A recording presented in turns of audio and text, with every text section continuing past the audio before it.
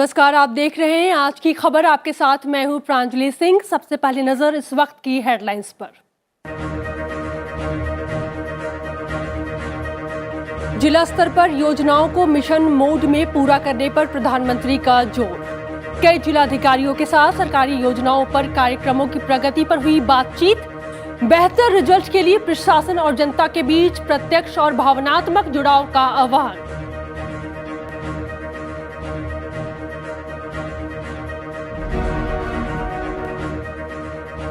जम्मू कश्मीर को राज्य का दर्जा वापस दिया जाएगा। वीडियो कॉन्फ्रेंसिंग के जरिए जम्मू कश्मीर का जिला सुशासन सूचकांक जारी करते हुए केंद्रीय गृह मंत्री अमित शाह का बयान। जिला सुशासन सूचकांक वाला पहला राज्य बना जम्मू कश्मीर।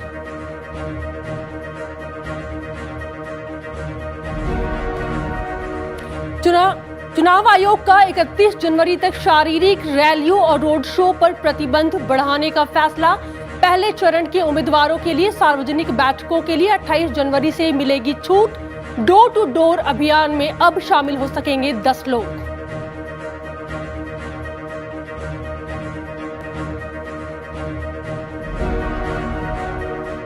देश में कोरोना के नए मामलों में कमी से राहत।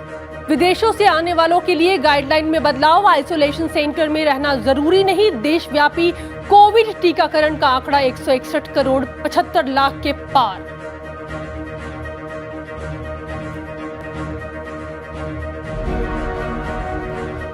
मुंबई के ताड़देव इलाके में की रिहायशी इमारत में लगी भीषण आग, 7 की मौत, कई जख्मी।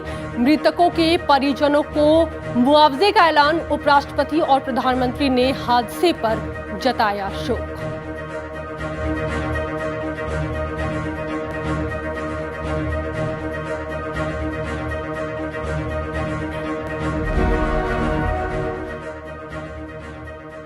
और चलिए बढ़ते हैं खबरों की तरफ। प्रधानमंत्री नरेंद्र मोदी ने कई जिलों के जिलाधिकारियों के साथ वीडियो कॉन्फ्रेंसिंग के जरिए संवाद किया। उन्होंने जिला अधिकारियों से कहा कि सुशासन में जिला प्रशासन की महत्वपूर्ण भूमिका होती है, जो सरकार की योजनाओं को बेहतर तरीके से लागू करने में मदद करता है। उन्होंने यह भी कहा और सुनिश्चित किया जाना चाहिए कि देश का कोई भी हिस्सा विकास के पथ से छूट न जाए। इसके लिए मिशन मोड में जिला स्तर पर कई योजनाओं को लागू किया जाना चाहिए। प्रधानमंत्री नरेंद्र मोदी की प्रमुख सरकारी योजनाओं और कार्यक्रमों के अमल को लेकर देश के कई हिस्सों के जिलाधिकारियों के साथ बातचीत काफी अहम थी। इस संवाद में कई राज्यों के मुख्यमंत्री भी शामिल हुए।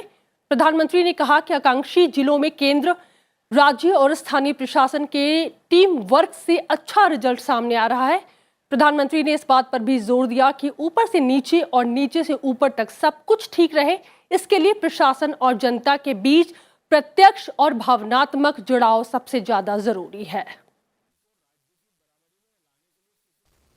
आज आजादी के अमृत काल में देश का लक्ष्य है सेवाओं और सुविधाओं का 100% सैचुरेशन।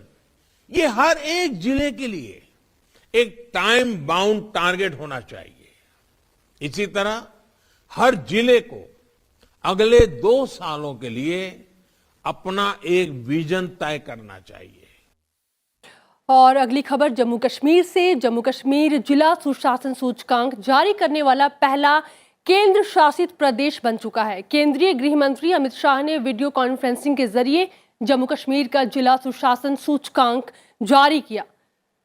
सूचकांक को जम्मू कश्मीर के 20 जिलों के लिए जारी किया गया है। इस मौके पर आयोजित समारोह को संबोधित करते हुए गृह मंत्री ने कहा कि जो सुशासन सूचकांक शुरू हुआ है, इससे जिले के तंत्र को सुधारने, परिणाम लक्ष्य बनाने और डिलीवरी देने वाला तंत्र बनाने के लिए बहुत बड़ा फायदा जम्मू कश्मीर के लोगों को होगा।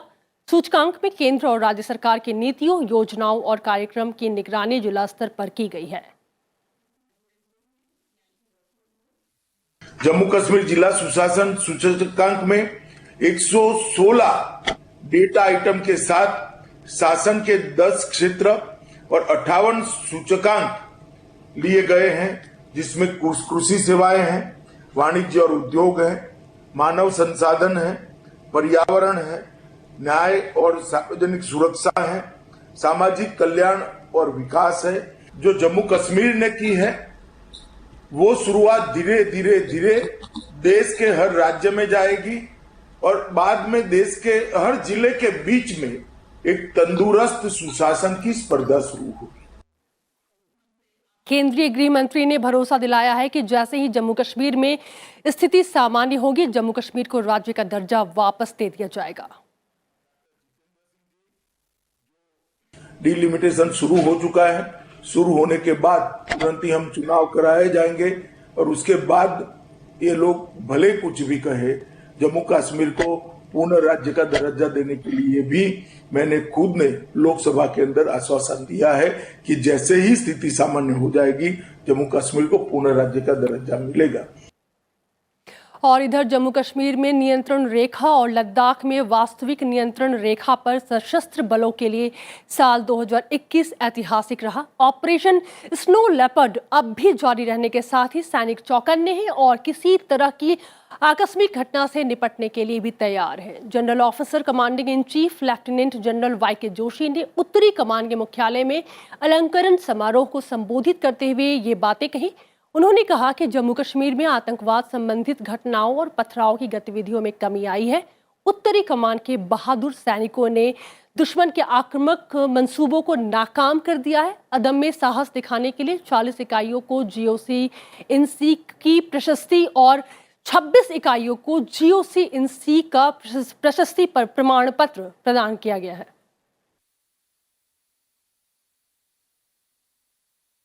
पाकिस्तान से टेररिस्ट की घुसपैठ की कोशिश अभी भी हो रही है, जिनको कि हमारे सैनिक अपनी सतर्कता और अदम साहस से विफल कर रहे हैं। सैनिकों की मदद के लिए टेक्नोलॉजी का भरपूर प्रयोग किया जा रहा है।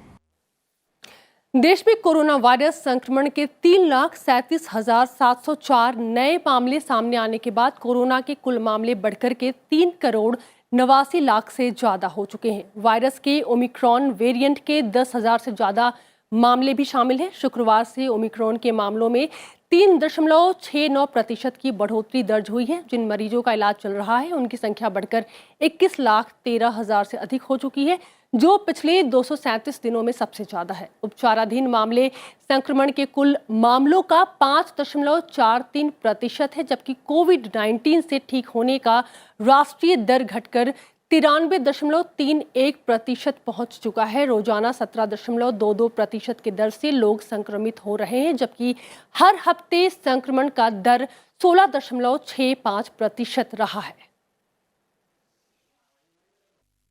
देश में कोविड टीकाकरण अभियान पूरी गति के साथ जारी है। राष्ट्रव्यापी टीकाकरण अभियान के तहत देश में अब तक कोविड-19 टीके की 161 करोड़ 75 लाख से अधिक कोविड रोधी टीके लगाए जा चुके हैं। पिछले 24 घंटों के दौरान 67,49,000 से अधिक टीके लगाए गए। अब तक 74 लाख से ज्यादा बूस्टर डोज भी लगाई जा चुकी है। वहीं 15 से 18 वर्ष आयु के वर्ग के बीच 4 करोड़ लोगों को कोविड वैक्सीन की पहली डोज लगाई गई है।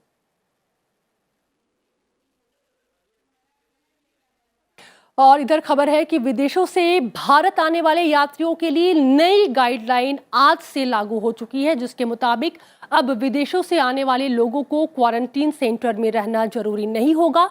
वो कोविड प्रोटोकॉल के तहत खुद को घर पर ही आइसोलेट रख सकते हैं। सरकार की ओर से जारी की गई नई गाइडलाइंस में कहा गया है कि विदेश से आए संक्रमित व्यक्ति के ठीक हो जाने के बाद भी 7 दिनों तक घर में आइसोलेट रहना होगा। साथ ही विदेश से आने वालों को भारत पहुंचने के बाद 8वें दिन RT-PCR जांच कराना होगा। इससे पहले जोखिम वाले देशों सहित कई देशों से आने वाले यात्रियों को अलग अलग आइसोलेशन सेंटर में रहना पड़ता था। सरकार ने यह भी कहा कि अब भी जांच के दौरान जिन यात्रियों में कोरोना वायरस संक्रमण के लक्षण पाए जाएंगे, उन्हें तत्काल और लोगों से अलग करके चिकित्सा केंद्र ले जाया जाएगा। यदि व्यक्ति संक्रमित पाया जाता है तो उसके संपर्क में आए लोगों की पहचान की जाएगी और नियमों के मुताबिक आगे की प्रक्रिया की जाएगी।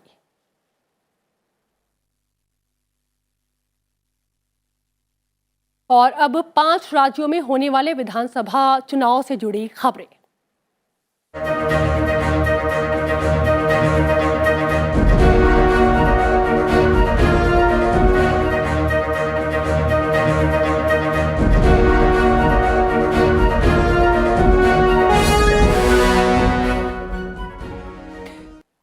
हालात को देखते हुए चुनाव आयोग ने 5 राज्यों में विधानसभा चुनाव के लिए रैलियों और जनसभाओं पर लगी रोक को 1 हफ्ते और बढ़ा दिया है। चुनाव आयोग ने 31 जनवरी तक शारीरिक रैलियों और रोड शो पर प्रतिबंध बढ़ा दिया है। हालांकि पहले और दूसरे चरण के लिए कुछ छूट भी दी गई है।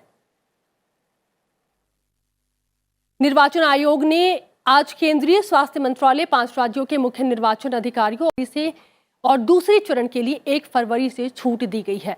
चुनावी सभाओं में 500 लोग हिस्सा ले सकते हैं। आयोग ने डोर टू डोर अभियान के लिए 5 व्यक्तियों की सीमा बढ़ाकर 10 कर दी है। कोविड प्रतिबंधों के साथ तय खुले स्थानों पर प्रचार के लिए वीडियो वैन की अनुमति दी गई है। आयोग ने पहले 15 जनवरी तक और फिर 22 जनवरी तक प्रतिबंधों की अवधि बढ़ा दी थी। आयोग ने पहले ही सभागार में 50% क्षमता या अधिकतम 300 लोगों के साथ बैठक करने की राजनीतिक दलों को अनुमति दे रखी है।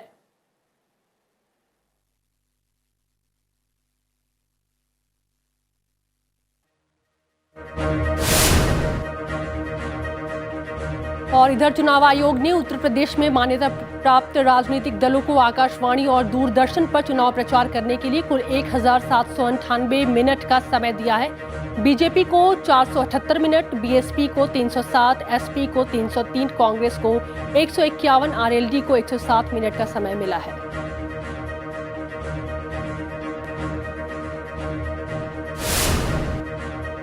उत्तर प्रदेश के मुख्यमंत्री योगी आदित्यनाथ, केंद्रीय मंत्री अनुराग ठाकुर और प्रदेश बीजेपी के अध्यक्ष स्वतंत्र देव सिंह ने लखनऊ में पार्टी कार्यालय से चुनावी अभियान रथ को झंडी दिखाकर रवाना किया। इन रथों के जरिए बीजेपी अपने 5 साल की विकास योजनाओं और कार्यों को जनता तक पहुंचाएगी।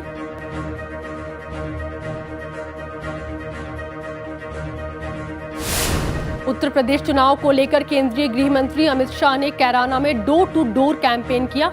उनके साथ बीजेपी के प्रत्याशी भी मौजूद रहे। अमित शाह के लोगों ने से बढ़कर मतदान करने की अपील की। अमित शाह ने यहां 2014 में पलायन कर लंबे समय बाद वापस लौटे परिवार वालों से भी मुलाकात की।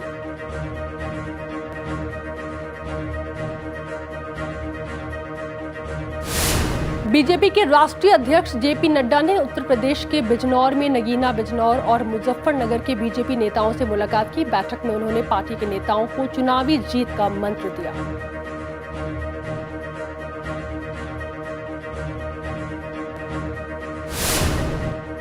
केंद्रीय मंत्री अनुराग ठाकुर आज लखनऊ में बीजेपी के लिए चुनाव प्रचार के दौरान अटल चौक पर प्ले कार्ड और बीजेपी का झंडा लेकर खड़े दिखे। उन्होंने कहा कि उनकी सरकार ने बिना भेदभाव के काम किया है और जन जन तक इसे पहुंचाने का काम किया है।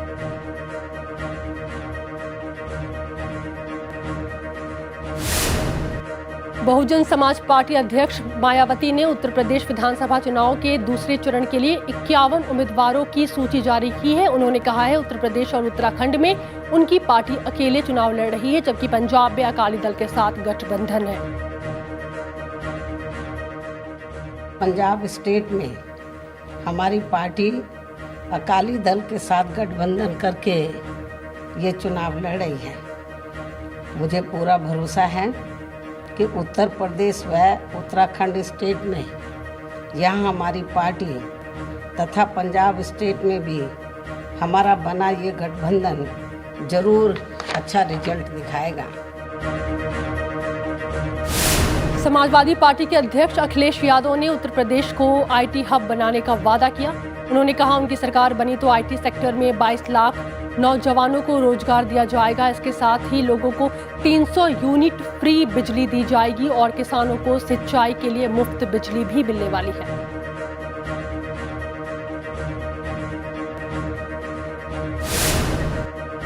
एआईएमआईएम प्रमुख असदुद्दीन ओवैसी ने उत्तर प्रदेश में बाबू सिंह कुशवाहा की पार्टी और भारत मुक्ति मोर्चा के साथ गठबंधन की घोषणा की है। उन्होंने कहा है कि अगर हमारा गठबंधन सत्ता में आता है तो 2 मुख्यमंत्री होंगे, एक ओबीसी समुदाय से और दूसरा दलित समुदाय से, जबकि 3 उप मुख्यमंत्री होंगे।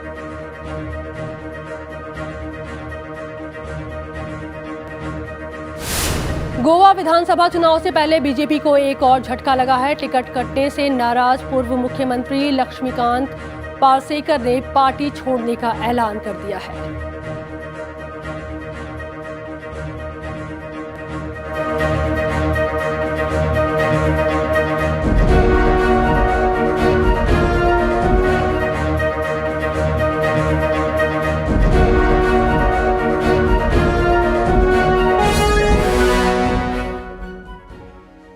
और यहाँ पर वक्त है एक छोटे से ब्रेक का। ब्रेक के उस पार कुछ और खबरें।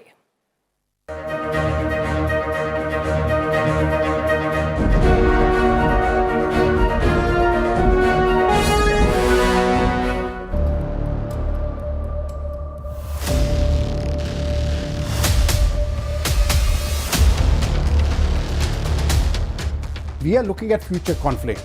We are not going to use any of these special forces in routine operations. India is not just looking as to what is happening internally, we are looking at the entire Indo-Pacific region. We should have a joint service kind of special forces who can operate in situations like, fighting over land or maybe doing some air raids or maybe even underwater.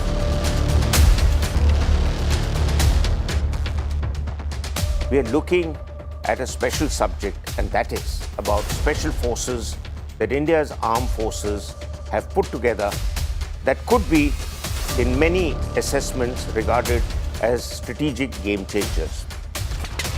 Watch our special presentations in The Defenders only on Sunset News.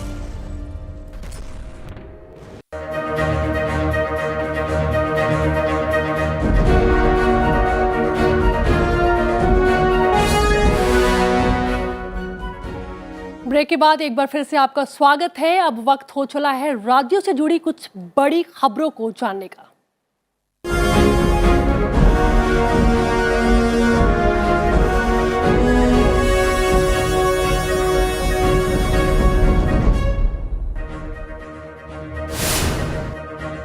रक्षा मंत्री राजनाथ सिंह ने आज video conferencing के जरिए NCC गणतंत्र दिवस शिविर 2022 के प्रतिभागियों को संबोधित किया। उन्होंने कहा कि एनसीसी आपके अंदर एक लीडर, सैनिक, कलाकार और एक अच्छा इंसान पैदा करता है।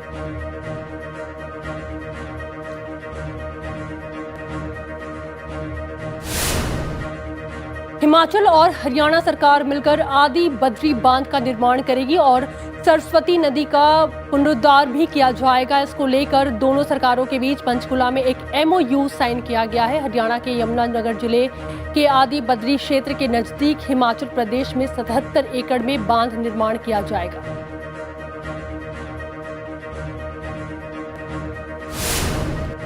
बिहार में MLC चुनाव को लेकर बीजेपी और जेडीयू आमने सामने है। बीजेपी ने साफ कर दिया है कि स्थानीय निकाय कोटे की बची हुई 24 सीटों में से 13 सीटों पर बीजेपी चुनाव लड़ेगी, जबकि 11 सीटों पर जेडीयू के प्रत्याशी होंगे।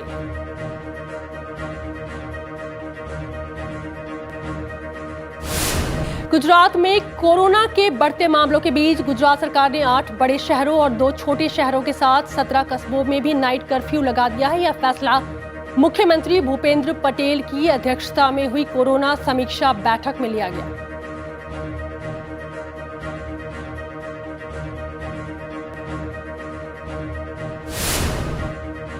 पूर्व प्रधानमंत्री HD देवगौड़ा कोविड-19 की जांच में संक्रमित पाए गए हैं। उन्हें मणिपाल अस्पताल में भर्ती कराया गया है। मुख्यमंत्री बसवराज बोम्मई ने देवगौड़ा के जल्द स्वस्थ होने की कामना की है।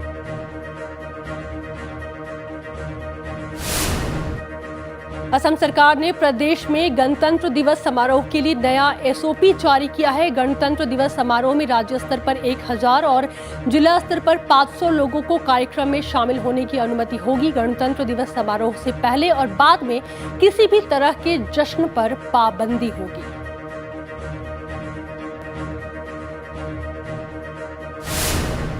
कोरोना वायरस के तेजी से फैल रहे संक्रमण के कारण उत्तर प्रदेश सरकार ने शैक्षणिक संस्थानों को 30 जनवरी तक बंद रखने का आदेश जारी किया है। इससे पहले राज्य में 22 जनवरी तक कॉलेज और विश्वविद्यालयों को बंद किया गया था।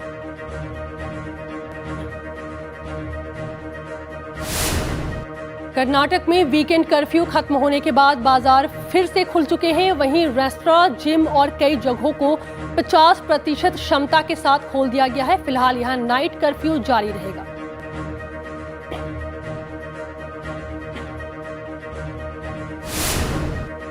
सेंट्रल विस्टा एवेन्यू का फर्स्ट लुक जारी हो चुका है। इसमें लॉन, घास, नहर, bridge, walkway, drainage system, parking, underpass, step garden, light poles का कायाकल्प किया गया है। नए बदलावों के बाद अब राजपथ का वॉकिंग एरिया बढ़ा है। अब नहर के साथ टहलने के लिए वॉकवे बनाया गया है। यहाँ नए डिजाइन वाली कुर्सियां भी लगाई गई हैं।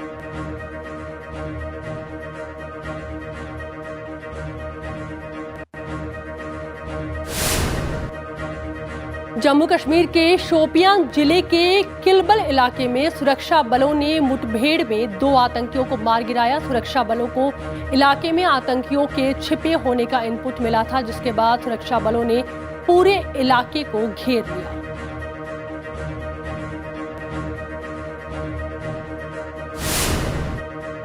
गणतंत्र दिवस पर आतंकी खतरे के अलर्ट को देखते हुए दिल्ली में सुरक्षा एजेंसियां चौकस हैं। वीकेंड कर्फ्यू के बीच जगह जगह पर चेकिंग की जा रही है। मेट्रो में भी सुरक्षा के पुख्ता इंतजाम किए गए हैं।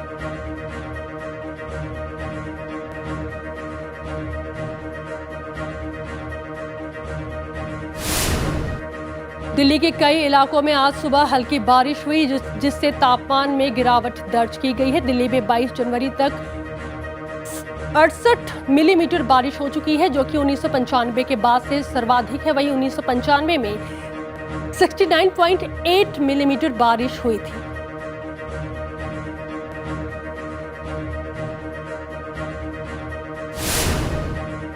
देश के पूर्व फुटबॉलर और मशहूर कोच सुभाष भौमिक का लंबी बीमारी के बाद कोलकाता के एक अस्पताल में निधन हो गया। वो 72 वर्ष के थे। पूर्व भारतीय मिडफील्डर सुभाष भौमिक 1970 में एशियाई खेलों में कांस्य पदक जीतने वाली टीम के सदस्य थे।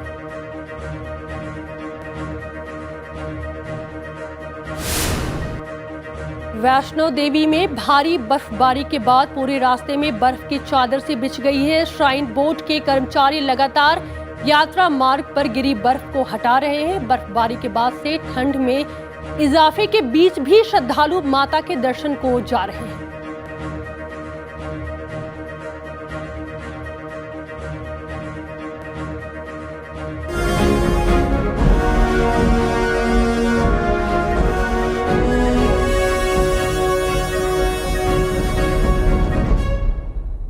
चलिए बढ़ते हैं कुछ और खबरों की तरफ। मध्य मुंबई के ताड़देव इलाके में बहुमंजिला आवासीय इमारत में भीषण आग लगने से 7 लोगों की मौत हो गई, जबकि कई लोग घायल हो गए। सूचना मिलने पर फायर ब्रिगेड और पुलिस मौके पर पहुंची। इस घटना में कई लोग घायल हो गए, जिसमें 29 लोगों को आसपास के कई अस्पतालों में ले जाया गया। इस बीच केंद्र सरकार ने मृतकों के परिजनों को 2-2 लाख रुपए और घायलों को 50-50 हजार रुपए देने की घोषणा की है। वहीं राज्य सरकार ने 5 लाख रुपए अनुग्रह राशि देने का ऐलान किया है। राष्ट्रपति रामनाथ कोविंद ने हादसे पर दुख जताते हुए हादसे में जान गंवाने वालों के परिवार वालों के प्रति संवेदना जताई है। उन्होंने घायलों के जल्द स्वस्थ होने की भी कामना की है। वहीं उपराष्ट्रपति एम वेंकैया नायडू ने भी मुंबई के ताड़देव इलाके में लगी आग की दुर्घटना पर दुख जताते हुए घायलों के जल्द स्वस्थ होने की कामना की है। और प्रधानमंत्री नरेंद्र मोदी ने भी हादसे पर दुख जताया है, परिवार वालों के प्रति संवेदना व्यक्त की है और घायलों के जल्द ठीक होने की प्रार्थना की है। प्रधानमंत्री ने हादसे में मृतकों के परिजनों के लिए पीएमएनआरएफ से प्रत्येक को 2 लाख रुपए की अनुग्रह राशि देने की घोषणा भी की है।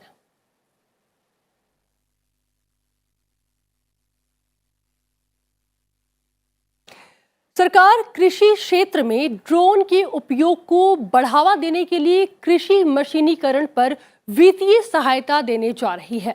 केंद्रीय कृषि और किसान कल्याण मंत्रालय ने कृषि क्षेत्र के हितधारकों के लिए ड्रोन तकनीक को सस्ता और सुलभ बनाने के लिए दिशा निर्देश जारी किया है।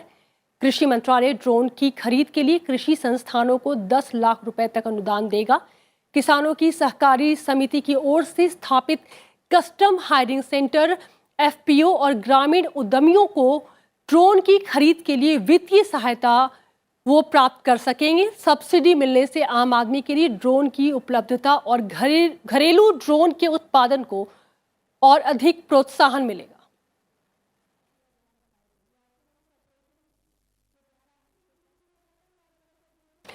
इस साल गणतंत्र दिवस परेड में 16 पैदल दस्ते, 17 सैन्य बैंड और कई राज्यों, विभागों और सशस्त्र बलों की 25 झांकियां हिस्सा लेंगी।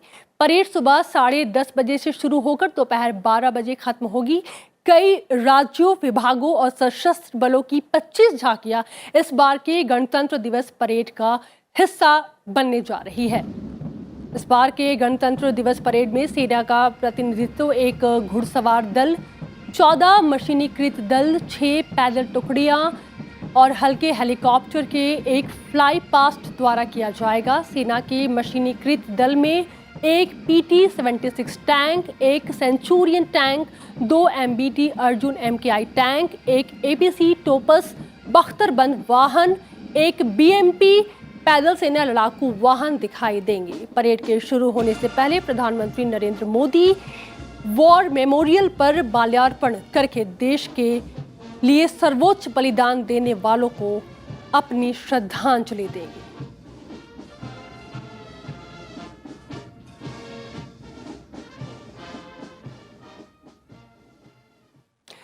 रूस के साथ बढ़ते तनाव के बीच अमेरिका ने यूक्रेन को $20 करोड़ की सहायता दी है। अमेरिकी प्रयासों के तहत दिसंबर के अंत में यूक्रेन की रक्षा के संबंध में इस सहायता को मंजूरी दी गई है। अमेरिका ने यूक्रेन को दी गई इस सहायता की पहली खेप में $20 करोड़ की सहायता शामिल है, जिसमें यूक्रेन के अग्रिम पंक्ति के रक्षकों के लिए गोला बारूद भी शामिल है। इस बीच रूस से जारी तनाव के बीच नाटो सदस्य देशों ने यूक्रेन को अत्याधुनिक हथियारों की सप्लाई शुरू कर दी है। यूक्रेन को हथियार भेजने में अमेरिका, ब्रिटेन, पोलैंड, तुर्की, लिथुआनिया, लातविया और एस्टोनिया समेत कई पश्चिमी देश शामिल हैं।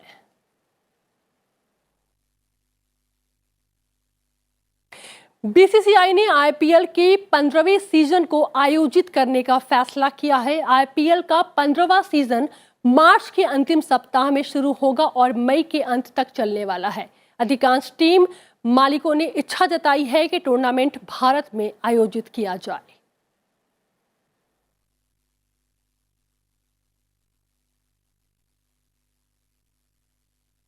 और बुलेटिन में फिलहाल इतना ही, लेकिन चलते चलते आपको छोड़ करके हम जाते हैं ओडिशा ललित कला अकादमी की ओर से आयोजित क्ले स्कल्पचर की तस्वीरों के साथ। नमस्कार।